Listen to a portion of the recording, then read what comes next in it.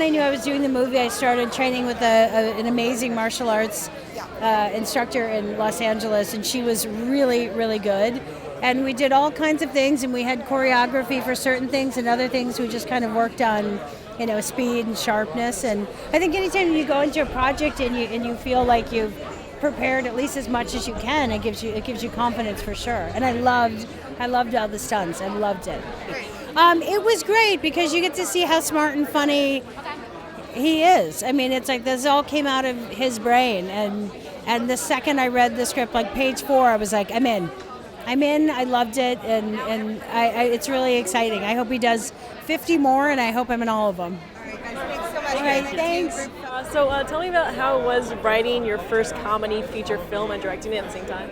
Oh, well, it's the first one I got made. Yeah, I got a drawer full of ones I wrote in the past. But it was really fun because, I really wanted to tell this spy story, but I wanted to do it in a way that wasn't a spoof or a parody. And so it was really fun to go I'm going to write this like a real spy story, figure out the real twists and turns of the plot, but then let it allow comedy to come from the fact that it's somebody figuring out, regaining their old skills, and it's about the interaction with these extreme characters that you meet out in the world who are in this underworld of crime and all this that they need to solve. And so it felt very organic to me.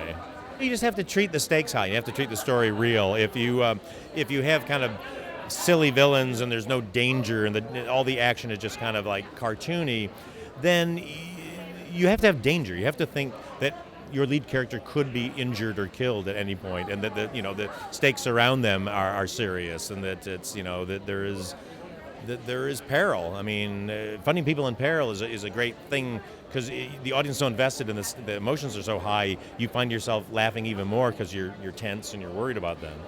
And how was it like working with Melissa McCarthy on this film and working with her in the future? It's always so great. I mean, we just have so much fun. It's our third movie together, and we've just become the best of friends. And we've never known each other that long, only since Bridesmaids, and we just hit it off immediately. We live in the same neighborhood. We have dinner together all the time. So how was it like working with Melissa? Amazing. This is the second time that we've done a movie with her. We've been very lucky. And she's just so cool. And there's never any attitude of any kind on set, except she just wants everyone to do their best work, and she wants to do her own best work. And so it's like playing tennis with someone who's better than you. Everything just ends up, the game is always elevated. She is such a lovely person, so professional, really friendly, very helpful, and very funny. And how about working with Jason? He's a really cool dude and really, really funny, and I would have never thought that. He's got a great sense of humor. What inspired the theme song? Well, Paul had sent it to me and said, sing it. That's what got inspired by it. It was supposed to be like very Bond, very powerful and banshee and siren-esque. Yeah. You also worked with Melissa on the movie, so how was that like? She's a real piece of work. She's tough.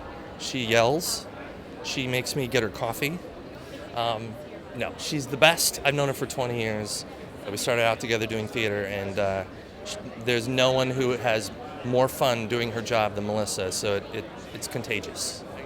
My favorite stuff is when I get to torture Melissa on camera, and that's generally what Paul Feig likes to have me do, so that's what I did in this one. Thank you. Thank you.